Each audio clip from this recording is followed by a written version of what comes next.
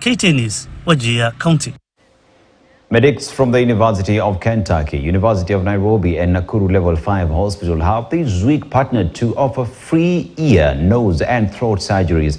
Over 30 patients benefited from the medical camp whose services would have otherwise heavily weighed on them financially. 63-year-old Cecilia Kerubo is among the lucky patients who had her hearing ability restored after a struggle of over 8 years. There's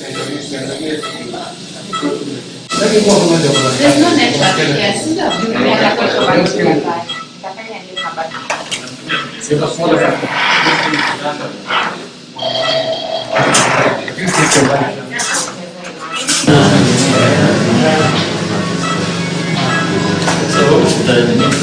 Kaenda kuoga lakini maji kwa kipati mbaya ikaingia kwa sikio. Kesho yake ikaanza kutoa damu mbichi na ngakimbia hospitali hapa. Wakati nilifika hapa niliandikwa madawa, nikaenda kuweka nyumbani.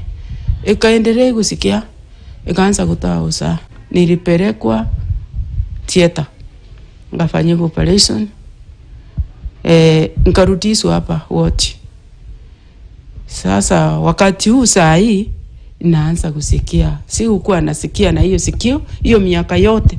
Nasikia na ya kulia, lakini ya kusoto sikiangi. This commonly starts during childhood, where the ears start discharging pus. This could be due to a complication from a flu or a complication from dirty water getting into the ear from various sources, including dirty pools and dirty ponds, and also infections that come from the upper respiratory tract into the ear, which is common in children. If unproperly treated, they lead to chronically discharging ear.